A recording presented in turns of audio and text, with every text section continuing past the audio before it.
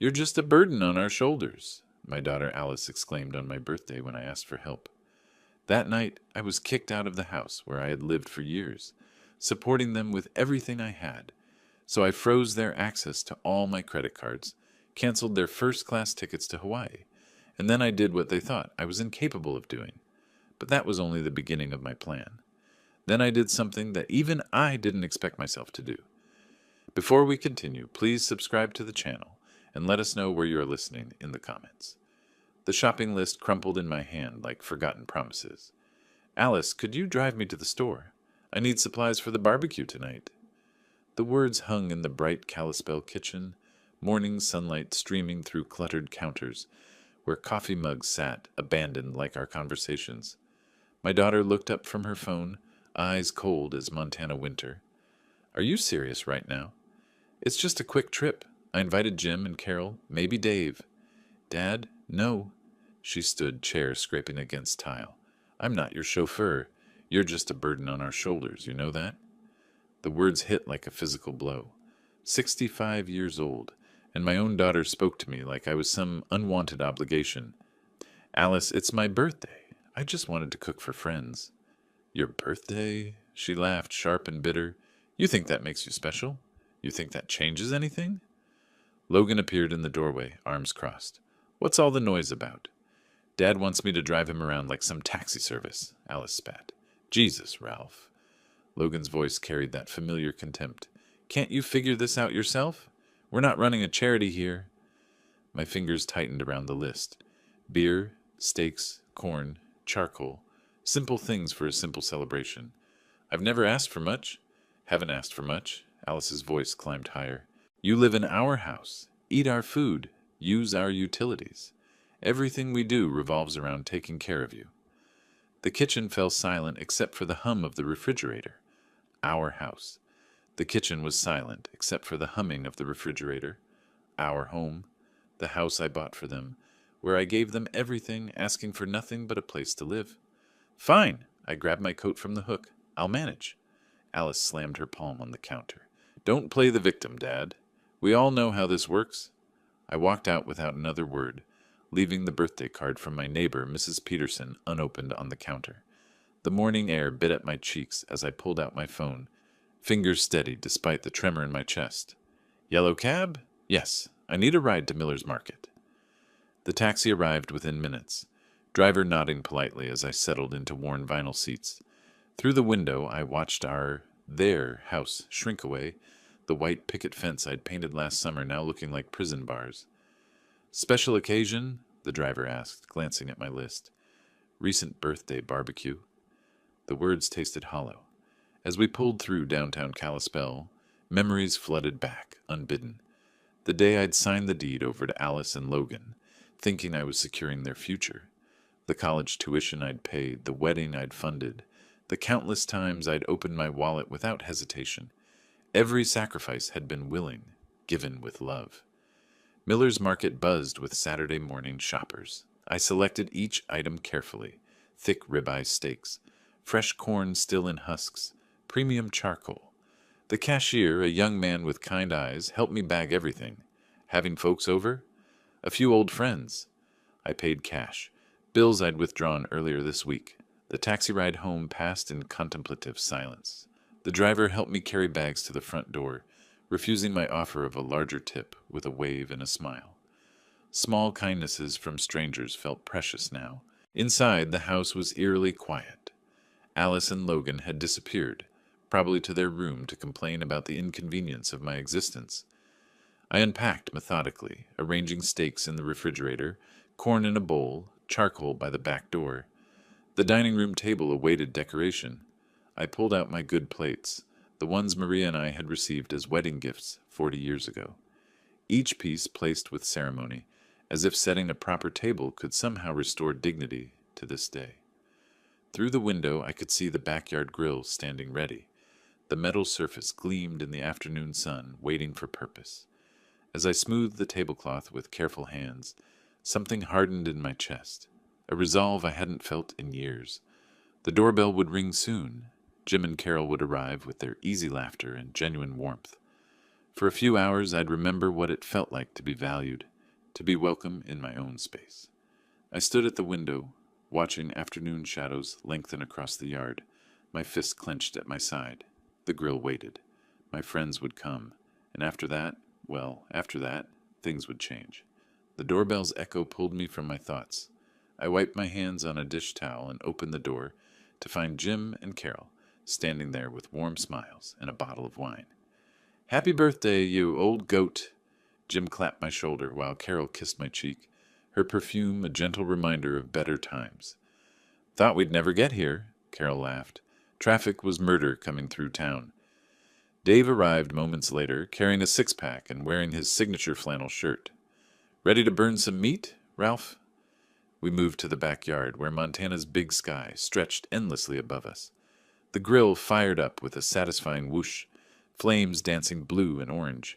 I arranged the steaks while Jim cracked open beers, the familiar ritual feeling sacred somehow.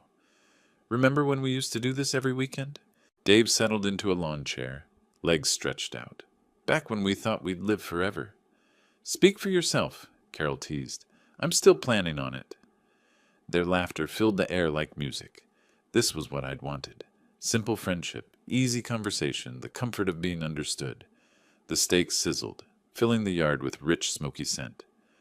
"Alice and Logan joining us?" Jim asked, glancing toward the house. "I'll ask." I wiped my hands and stepped inside, finding them both in the living room, absorbed in their phones. "Hey, you two. My friends are here. Want to come out and—" Alice looked up, her expression sour. "No thanks. I'm not interested in an old folks gathering." Logan didn't even lift his eyes from his screen. "Yeah, we'll pass on the geriatric convention." Heat rose in my cheeks. "They're good people. They'd like to meet you." "I'm sure they would." Alice's voice dripped sarcasm. "But I have better things to do than pretend to care about your sad little birthday party." I returned to the backyard, forcing a smile. My friends had heard everything through the open door. I could see it in their carefully neutral expressions, the way they suddenly became very interested in their beer bottles. "Everything all right?" Carol asked gently. "Fine. They're just busy." I flipped the steaks, grease spattering against the grill grate. The memory hit me then, sharp and bitter. 3 years ago, Logan had come to me with his business plan, some vague startup idea about app development. I'd written him a check for $15,000 without hesitation, believing in his dreams even when the details seemed fuzzy. The business had failed within 6 months. The money vanished like smoke. "These steaks look perfect," Dave said, clearly trying to lighten the mood. I served them on my good plates, the same ones I'd arranged with such care earlier. We ate in companionable silence, the food tasting like ash in my mouth, despite their compliments. "Well," Jim said eventually, checking his watch, "we should probably head out soon. Carol's got her book club tomorrow." "Of course." I stood, beginning to clear plates. "Let me walk you to the gate." They gathered their things with the practiced efficiency of people accustomed to awkward exits. At the front door, Carol squeezed my hand. "Thank you for a lovely evening, Ralph. The steaks were wonderful." "Happy birthday, friend." Jim's handshake lingered. "Take care of yourself." I walked them to the gate, watching their taillights disappear into the Montana dusk. The evening air carried the scent of cooling charcoal and fading hopes. Birds settled into trees with final chirps, the day officially ending. Back inside, I found Alice and Logan waiting in the living room, arms crossed like judges preparing to deliver a verdict. The front door stood firmly closed behind me, as if sealing off the life I was leaving behind. "Nice party," Alice said, her voice sharp with mockery. "Really showed us how important you are." Logan smiled, cold and calculating. "Yeah, Ralph. Real impressive guest list." I stood there, hands still smelling of smoke and disappointment, feeling something dangerous stirring in my chest. The open door framed the darkness outside, promising possibilities I hadn't dared imagine before tonight. The dining room table still held the remnants of celebration, crumpled napkins, empty glasses, the ghost of better times. One paper napkin had fallen to the floor, forgotten and alone. I closed the door with deliberate care, the click echoing through the house like a decision being made. The evening chill crept through the closing door as I stepped into the dimly lit living room. Alice and Logan stood there like sentinels, arms folded across their chests, faces set in hard accusation. The television flickered blue light across their rigid forms. "Really nice show you put on out there," Alice began, her voice sharp as winter wind. Logan stepped forward, jaw clenched. "What the hell were you thinking, Ralph? Bringing those old fools into our house? They're my friends." My voice remained steady, though something cold settled in my stomach. "Good people who wanted to celebrate." "This is our house," Logan cut me off, pointing his finger like a weapon. "You live under our roof. You don't get to invite random people over whenever you feel like it." Alice nodded, eyes glittering with something that looked like satisfaction. "We didn't agree to host your little senior citizen social club. I cooked. I cleaned up. They didn't disturb anything." "That's not the point." Logan's voice rose, echoing off the walls. "The point is you don't make decisions here. You're a guest in this house, and guests don't throw parties." The word guest hung in the air like smoke. Guest. In the house I'd purchased for them 2 years ago when they couldn't afford rent after Logan lost his job. The house where I'd signed my name on the mortgage papers, believing family meant something. "If you can't respect our rules," Alice said, crossing her arms tighter, "then maybe you need to find somewhere else to live." The silence stretched between us, broken only by the distant hum of the refrigerator and the soft murmur of late-night television. I looked at them both, my daughter and her husband, and saw strangers wearing familiar faces. "Fine." Alice blinked, clearly expecting more argument. "What?" "I said fine." I turned toward the staircase, hand gripping the banister. "I'll pack." Logan scoffed behind me. "Don't be dramatic, Ralph. We're just trying to set some boundaries here." I climbed the stairs without responding, each step deliberate and measured. My room, the guest room apparently, waited at the end of the hallway.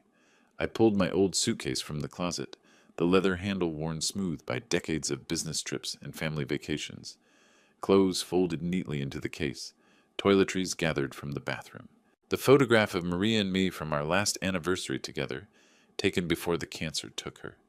My fingers traced her smile as I wrapped it in a soft shirt. The memory struck me then, sharp and unwelcome. Alice's wedding day 6 years ago. The bill for the reception had been staggering.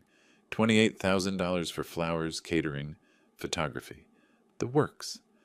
I'd written the check without hesitation, watching my daughter dance in her white dress, believing I was investing in happiness. "Worth every penny," I told Maria that night, both of us exhausted but smiling. Now Alice wanted me gone for having friends over for dinner. I zipped the suitcase closed, the sound sharp in the quiet room. My wallet, thick with the cash I'd withdrawn for the birthday barbecue. Car keys. No, the car was registered in both our names now. Another gift, another chain I'd forged myself. Downstairs, Alice and Logan had returned to the couch, pretending to watch television. Neither looked up as I approached, suitcase wheels rolling softly across the hardwood floor.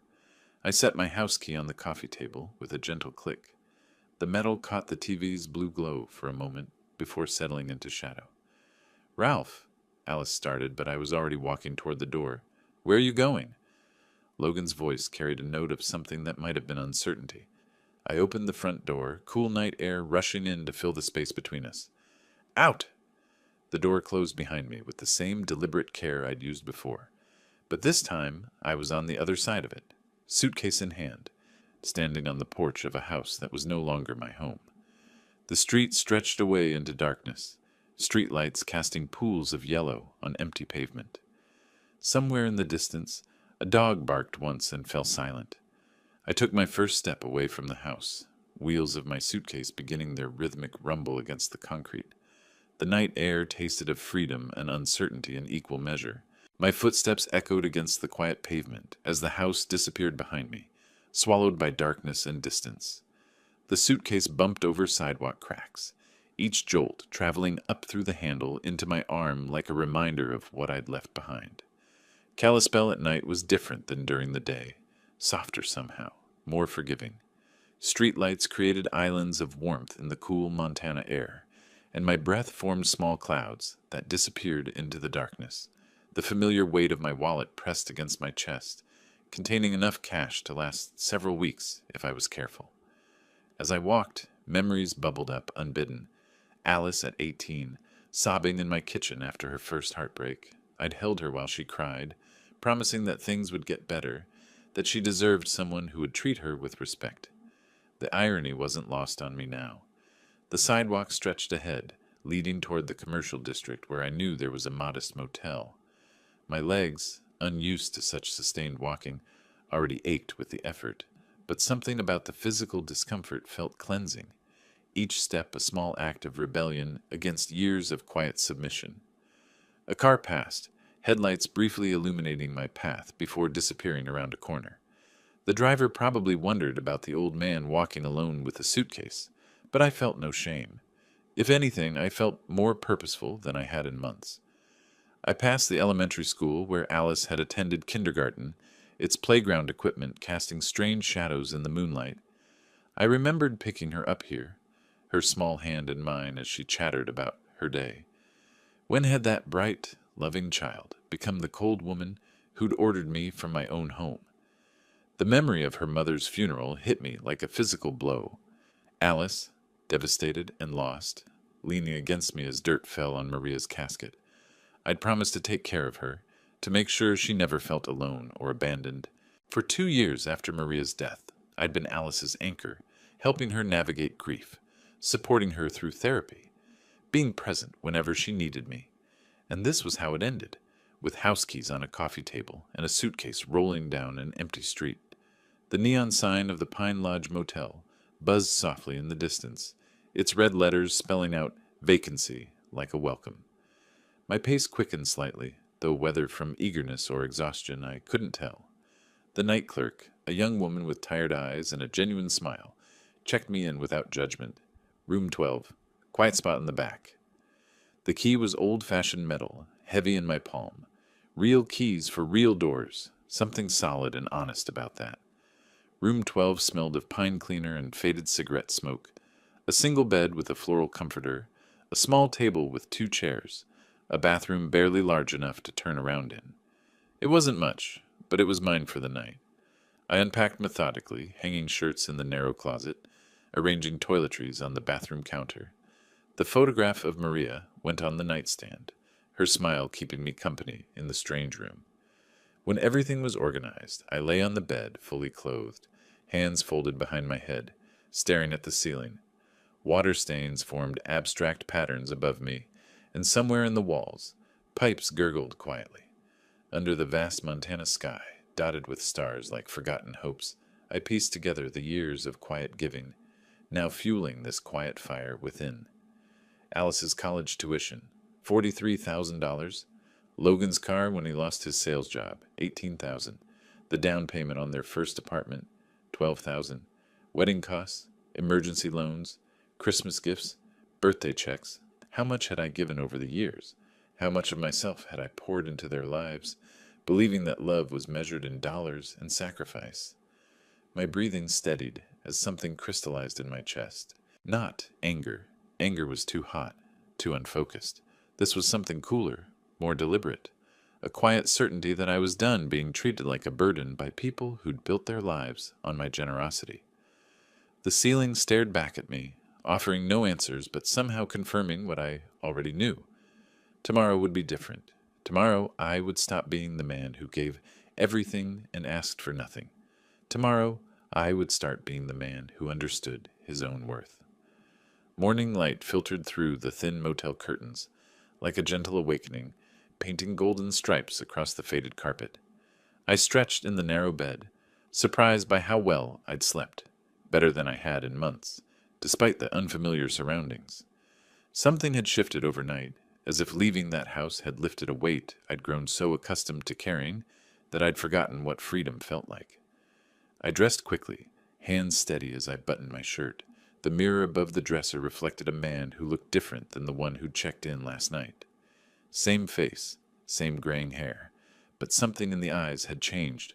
Purpose, determination. The room phone sat on the nightstand, black and solid with real buttons. I dialed the taxi company, speaking clearly into the receiver. Yes, Pine Lodge Motel. I need a ride to First National Bank on Main Street. 10 minutes, came the reply. Outside, Kalispell was waking up. The taxi arrived promptly, driver nodding as I settled into the back seat. Through the window, I watched the town come to life, coffee shops opening, people walking dogs, children waiting for school buses, normal morning rhythms of a community I'd been part of for decades, but somehow never truly belonged to. "Business at the bank?" the driver asked, glancing in the rearview mirror, taking care of some accounts. The bank's marble lobby echoed with the sound of my footsteps. Fluorescent lights hummed overhead, casting everything in stark, honest light. The morning teller, a middle-aged woman with kind eyes behind wire-rimmed glasses, smiled as I approached. "Good morning. How can I help you?"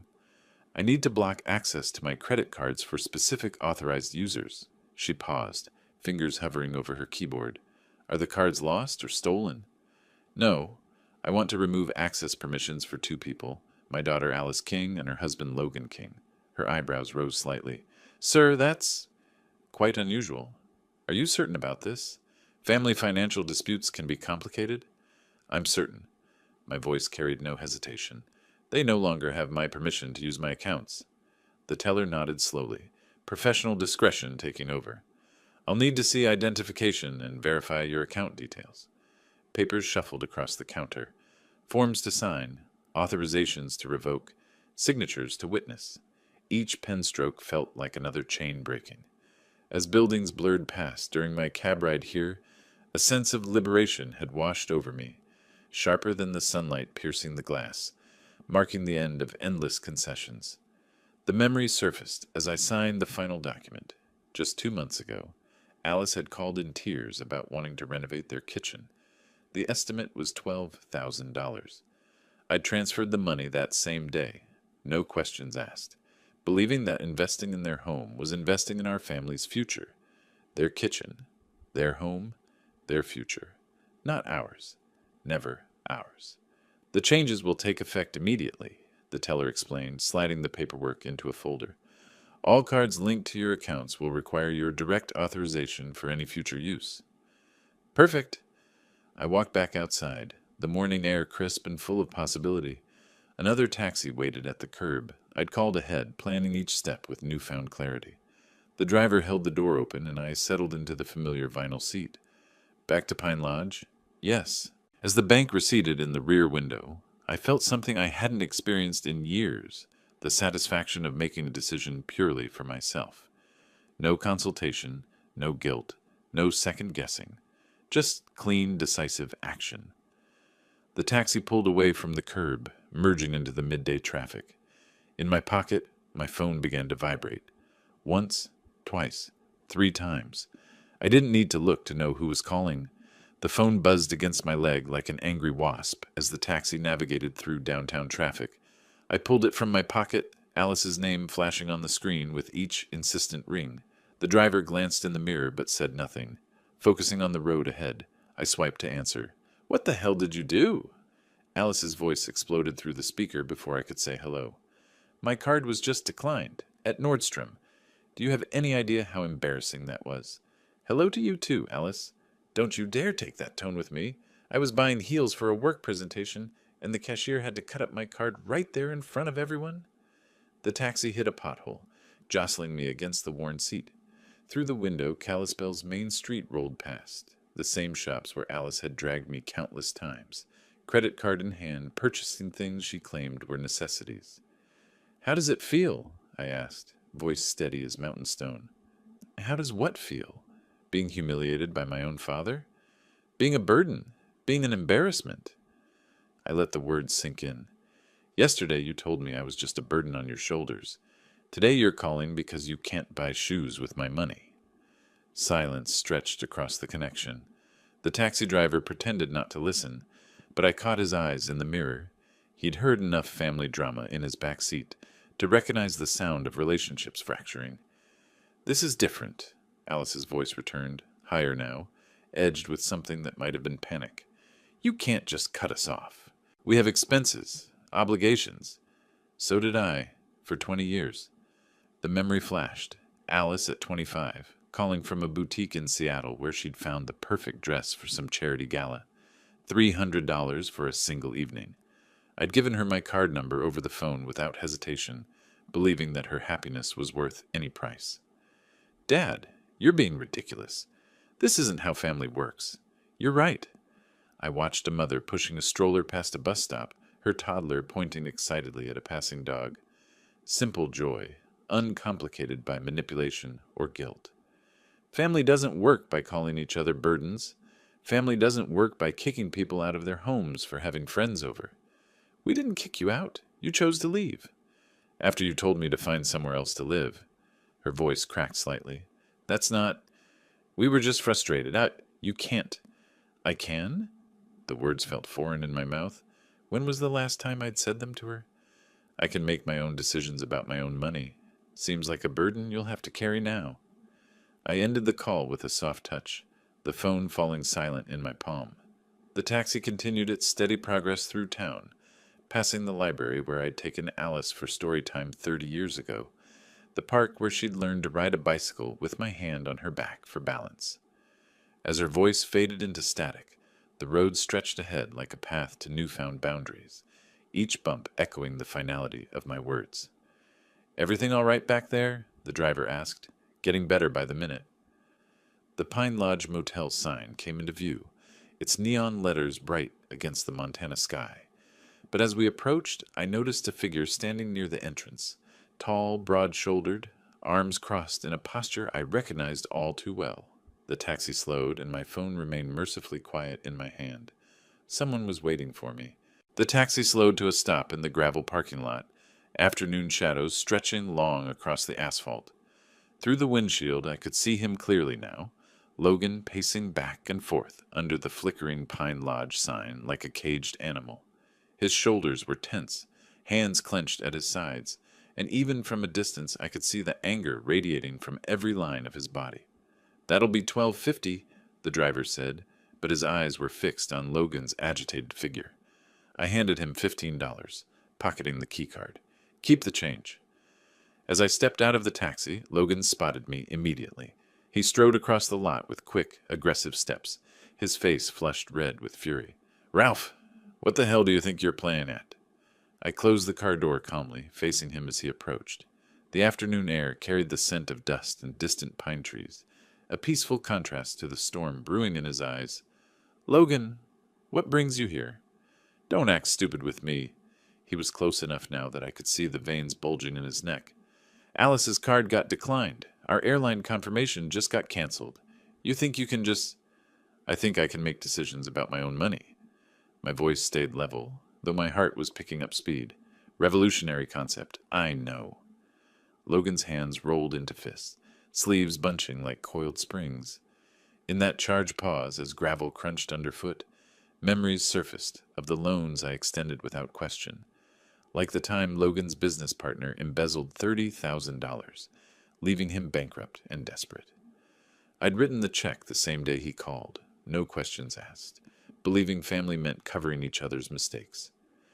"You senile old fool," Logan snarled, stepping closer. "You're going to fix this right now, or what?" I took a step back, not from fear, but to maintain distance. Logan lunged forward, grabbing for my shirt collar. But before his fingers could make contact, the taxi driver was suddenly there, stepping between us with the solid presence of someone who'd dealt with troublemakers before. "Hey now!" The driver's voice carried quiet authority. "That's enough of that." Logan stopped mid-reach, surprised by the intervention. "This is none of your business." "This gentleman paid his fare politely and treated me with respect," the driver said, not backing down despite being shorter than Logan. "You want to throw punches? Do it somewhere else.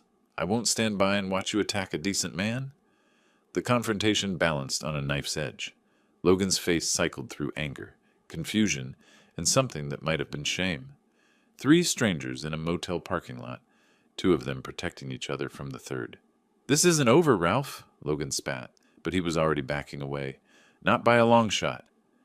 He stalked back to his pickup truck, engine roaring to life with unnecessary aggression. Gravel sprayed as he peeled out of the lot, the sound of his departure echoing off the motel's weathered walls. I turned to the taxi driver, who was straightening his jacket as if nothing unusual had happened. "Thank you. That was unexpected kindness." He shrugged, genuine warmth in his weathered face. "Man can't stand by and watch bullies work. Take care of yourself." The taxi pulled away with a gentle purr, leaving me alone in the sudden quiet. I walked toward my room, key card steady in my hand despite the adrenaline still coursing through my veins. The door lock beeped softly, green light flashing. Welcome. As I turned the key in the lock, a faint engine rumble faded in the distance, Logan's truck disappearing into whatever frustrated retreat awaited him. The door swung open to reveal my modest sanctuary, unchanged from how I'd left it that morning. But something had changed in me. Standing up to Logan, having a stranger defend my dignity, watching my son-in-law retreat like a defeated schoolyard bully, it all crystallized into something harder and more certain than mere anger. The door clicked shut behind me, sealing me into the quiet space where my real plans could finally take shape. Sunlight pierced through the motel blinds like golden arrows, painting stripes across the faded carpet and pulling me from the deepest, most peaceful sleep I'd had in years. Yesterday's confrontation with Logan had left me feeling strangely energized rather than drained, as if finally standing my ground had unlocked reserves of strength I'd forgotten I possessed. I showered and dressed with deliberate care, choosing my best casual shirt and slacks. Today called for a certain dignity, a presentation of self that reflected the seriousness of my intentions. The man in the bathroom mirror looked older than his years, but carried himself with renewed purpose. The bus stop sat 3 blocks from the motel, marked by a simple metal sign and a small wooden bench. Kalispell's public transportation wasn't extensive, but it would get me where I needed to go. As I waited, watching early commuters hurry past with coffee cups and purpose, I felt no urgency. Time was finally on my side. The bus arrived with a gentle wheeze of air brakes, driver nodding as I climbed aboard. Through the window, Montana's rolling hills stretched toward distant mountains, the landscape unchanged by human drama. The medical bills I'd covered just last month flashed through my mind. Logan's emergency room visit after a weekend hiking accident, $800 that had appeared on my credit card statement without warning or explanation. Downtown Legal District, I told the driver when he asked my destination. Big day ahead? You could say that. The law office of Morrison, Baker & Associates occupied the second floor of a historic brick building on Main Street. The receptionist, a professional woman with graying hair and kind eyes, scheduled me immediately when I explained my needs. Mr. Morrison can see you now, she said, leading me down a hallway lined with diplomas and photographs of Kalispell's legal history. James Morrison was younger than I'd expected, maybe 45, with the careful attention to detail that came from handling people's final wishes. His office smelled of leather and old books, wood paneling creating an atmosphere of serious business. Mr. King, I understand you'd like to revise your will? Completely rewrite it. I settled into the client chair, feeling the weight of the decision. I want to establish a charitable fund, instead of leaving everything to my family. Morrison's eyebrows rose slightly, but his expression remained professional. That's certainly your right. Are there specific charities you have in mind? Organizations that help seniors who've been abandoned by their families. People who need dignity restored. For the next hour, we worked through the details. Morrison explained options, consequences, legal requirements. With each clause revised, under the hum of fluorescent bulbs, a weight lifted, replacing years of quiet endurance with deliberate steps ahead. This is remarkably brave, Morrison said as I signed the final documents. Most people struggle to make changes this significant, especially regarding family. Most people haven't been called a burden by their own daughter. The pen scratched across official paper like carving new paths. Each signature felt like another door closing on my old life and opening onto something cleaner, more honest. The changes take effect immediately, Morrison explained, sliding copies into a manila envelope. Your assets will be held in trust, distributed according to your specifications upon your death. Your family will receive notification if they're named in any previous versions. Perfect. I shook his hand, appreciating the firm grip and direct eye contact. Lawyers, I'd learned, dealt with family drama as much as legal codes. Morrison had seen enough bitter inheritance disputes to recognize genuine resolve. Walking down the courthouse steps, I felt lighter than I had in decades. The afternoon sun painted everything in sharp relief. Storefronts, passing cars, people going about their ordinary days, unaware that somewhere among them, An old man had just reclaimed his life. My phone chimed softly in my pocket, a sound I'd grown to associate with fresh complications. I pulled it out, squinting at the screen in the bright Montana sunlight. The notification showed a calendar reminder, something I'd apparently set and forgotten. It was a reminder to call my sister in Oregon, a trip I'd postponed for years to prioritize Alice's endless needs. Now it felt like a promise to myself, a step toward reconnecting with family who actually valued me. My thumb hovered over the screen as the implications began to dawn on me. There was still more to do. The bustling Kalispell sidewalk welcomed me back into the rhythm of ordinary life as I stepped out of Morrison's law office. The signed papers rested securely in my jacket pocket, their weight both symbolic and literal. The future I'd spent decades building for Alice and Logan had just been redirected to strangers who would appreciate the gift. A city bus wheezed to a stop at the corner, passengers filing on with the patient efficiency of people accustomed to small-town transportation schedules. I climbed aboard, dropping exact change into the fare box and finding a seat near the window, where Montana's vast landscape stretched beyond the glass. As the bus pulled away from the legal district, my eye caught a travel advertisement plastered on a storefront window. Pristine beaches, swaying palms, the promise of tropical paradise. The image triggered a memory so sharp it felt like a physical blow. 3 weeks ago I'd booked that Hawaii vacation. First-class flights for all three of us. Ocean view suite at the Grand Wailea. Rental car upgrade. A celebration of what I'd naively believed was family unity. $28,000 charged to my platinum card without a second thought, imagining Alice and Logan's faces when I surprised them with the printed confirmations. A family trip, I told myself, to heal old wounds and make new memories. The irony tasted bitter now. Back in my motel room, I pulled out my phone and opened the airline app. The reservation appeared immediately. King party of 3, departing July 15th, returning July 22nd. Premium seats with extra legroom, priority boarding, complimentary champagne service. I tapped the cancellation button. "Are you sure you want to cancel this reservation?" The screen prompted. "Cancellation fees may apply." My thumb hovered for exactly 1 second before confirming. The hotel booking came next. 7 nights in paradise, now reduced to a confirmation email, marked "Cancelled" in red letters. As confirmations piled up on the screen, amid the quiet hum of the air conditioner, a quiet satisfaction bloomed, rooting deeper than the regrets I'd carried for years. Each canceled reservation felt like another shackle falling away, another decision made purely for my own peace of mind. The phone's contact list scrolled past dozens of names before I found the one I wanted. Jim Harrison, my oldest friend, and one of the few people who'd witnessed last night's humiliation firsthand. His number dialed immediately. "Ralph, how are you holding up after yesterday?" "Better than expected, actually. Jim, would you be free for coffee this afternoon? There's something I need to tell you." "Of course. The usual place?" "Murphy's Cafe on 3rd Street. 2 hours good for you?" "Perfect. I'll see you there." I ended the call and pocketed the phone, glancing at the bedside clock. 45 minutes until our meeting. Enough time to process the morning's decisions, to prepare for the conversation that would mark yet another step away from the man I'd been and toward the person I was becoming. The cancellation emails had stopped pinging, leaving the room in blessed silence.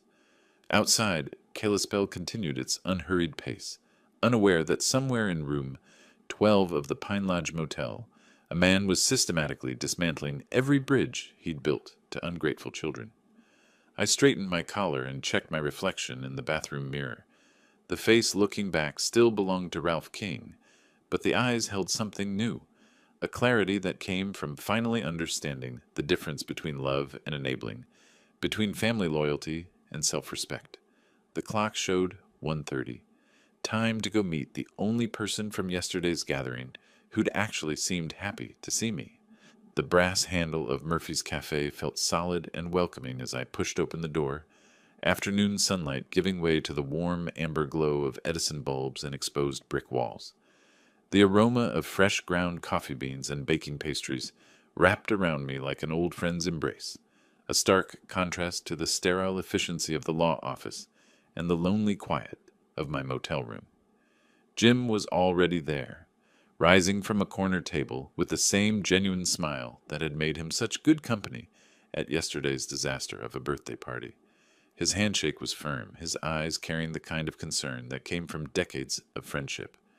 "Ralph, my friend, you look—" He paused, studying my face. "Different. Stronger somehow. Funny how a good night's sleep and some hard decisions can change a man's perspective." We moved to the counter where a barista with paint-stained fingers and kind eyes took our orders. Black coffee for Jim, a cappuccino for me, an indulgence I rarely allowed myself when Alice was always watching my spending like a hawk monitoring prey. Settled at our table with steaming mugs between us, Jim leaned forward with the patient attention of someone who'd witnessed enough life's upheavals to know when a friend needed to talk. "So tell me what happened after we left last night." Carol was worried. She said she heard voices from inside when we were saying goodbye.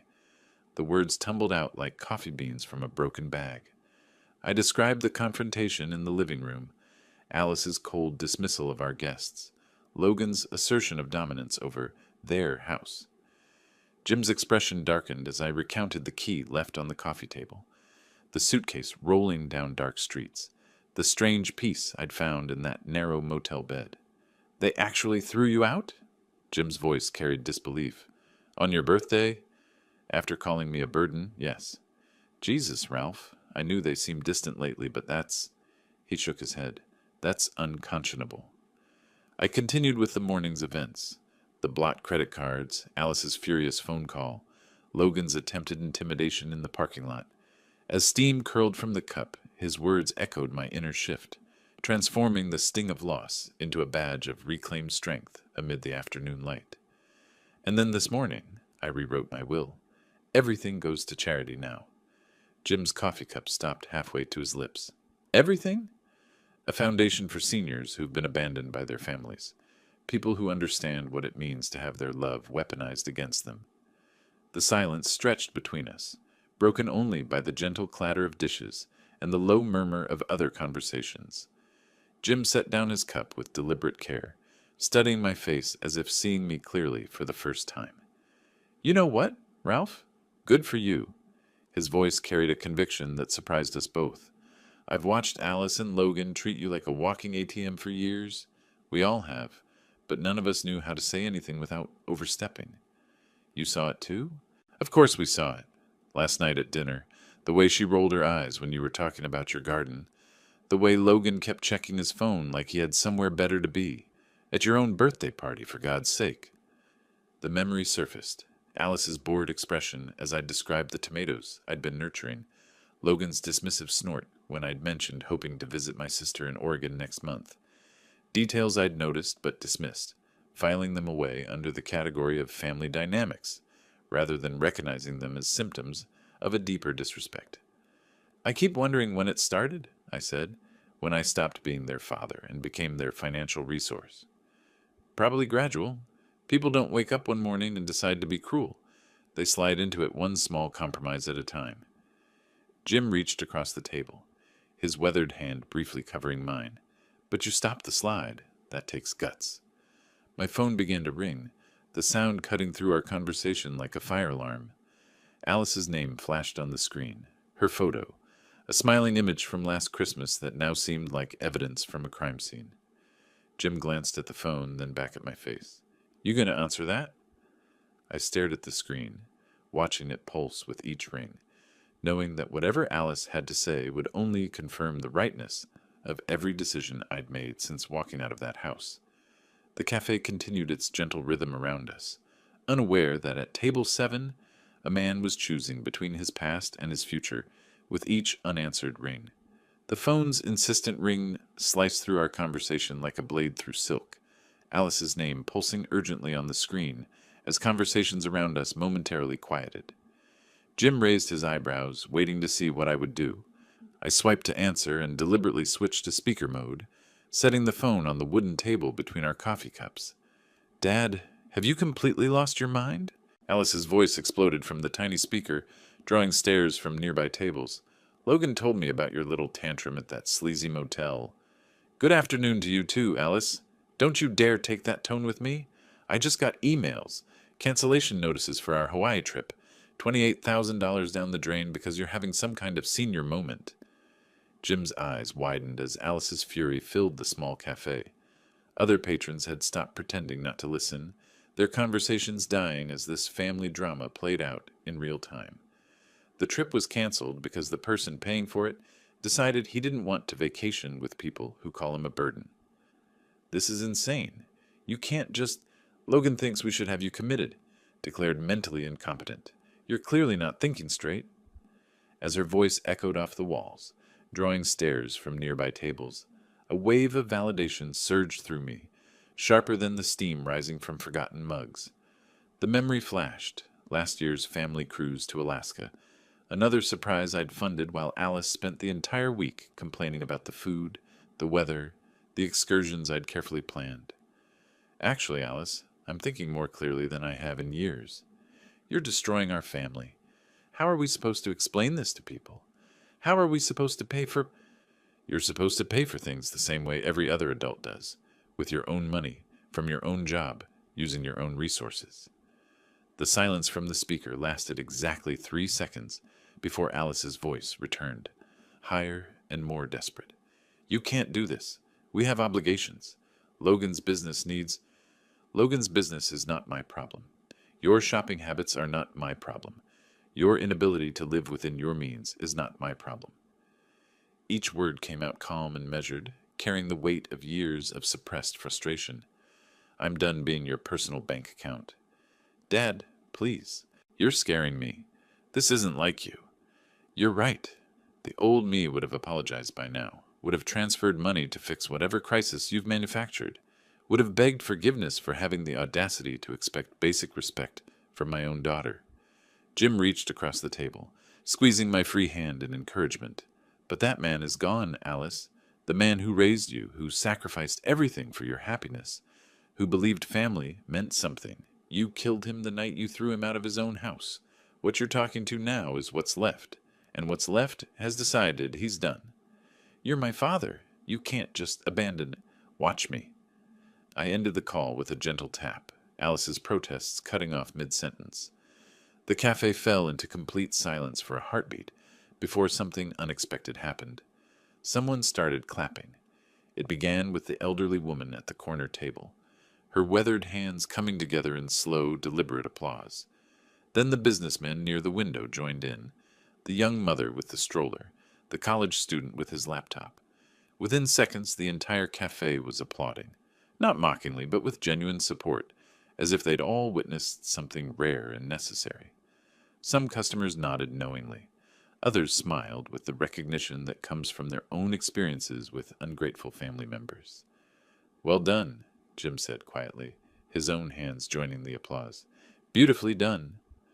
The clapping faded gradually, leaving behind a warm buzz of conversation and the soft clink of cups returning to saucers.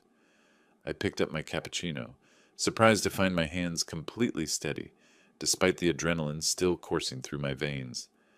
Outside, a siren wailed in the distance, growing fainter as it moved away from downtown. The sound blended with the gentle murmur of strangers who had somehow become witnesses to my liberation, their voices creating a symphony of ordinary life continuing around moments of extraordinary change. I took a sip of my cooling coffee and smiled. The echo of applause followed me as I rose from the table, shaking Jim's hand with the gratitude that comes from knowing someone truly sees you. Thank you for listening, for everything. Anytime, friend, and Ralph, I'm proud of you. The next month unfolded like pages turning in a book I'd never dared to read.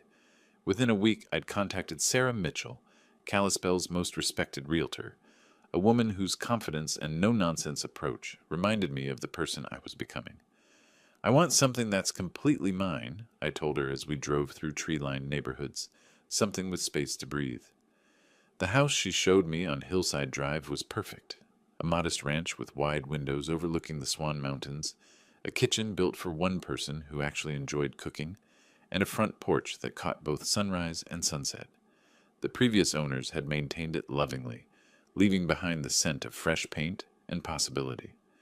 It has good bones, Sarah said as I signed the purchase agreement, like its new owner.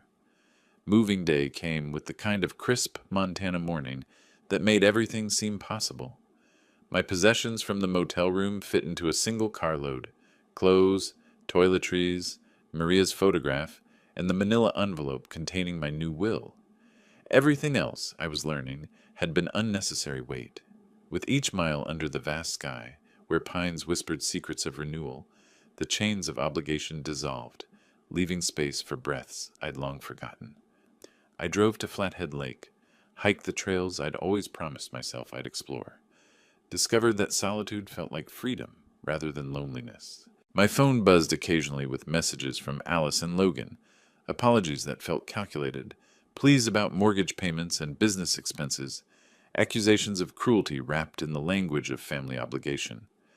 I read them once and deleted them immediately, feeling nothing but relief that their emergencies were no longer mine to solve. The voicemail from Logan was particularly pathetic. "Ralph, come on. We all said things we didn't mean. Alice misses you. I miss you. Can't we work this out like family?" Family. The word had lost its power to guilt me into submission. Instead, I spent my days exploring my new freedom. The grocery store where I bought exactly what I wanted to eat. The hardware store where I selected tools for projects that pleased only me. The bookstore where I purchased novels I'd always meant to read. Finally having the mental space to enjoy stories that weren't dominated by other people's crises. 3 weeks into June, I stood on my new front porch, watching the sun set behind the mountains, a travel brochure fluttering in my hand. Scotland, Ireland, places I'd dreamed of visiting but never prioritized, because Alice always had more immediate needs for my resources. The brochure pages turned like new chapters, each destination representing choices I could make purely for joy rather than obligation. The evening breeze carried the scent of wildflowers and possibility, rustling through the pines with a sound like quiet applause. Behind me, my house waited with lights in the windows and dinner on the stove, a life-sized, exactly to fit one man who'd finally learned the difference between being alone and being lonely. Tomorrow I might call a travel agent. Next week I might take that photography class I'd seen advertised at the community center. The future stretched ahead, unencumbered by guilt or the exhausting mathematics of keeping ungrateful people happy. For the first time in decades, my time belonged entirely to me. As darkness settled over the mountains and stars began to emerge in the vast Montana sky, I folded the travel brochure and tucked it into my shirt pocket, next to my heart. The night was quiet, except for the gentle sigh of wind through the trees, and the distant call of an owl claiming its territory. I had claimed mine, too. If you like this story, please like this video, subscribe to the channel, and share your impressions of this story in the comments. To listen to the next story, click on the box on the left. Thank you for watching,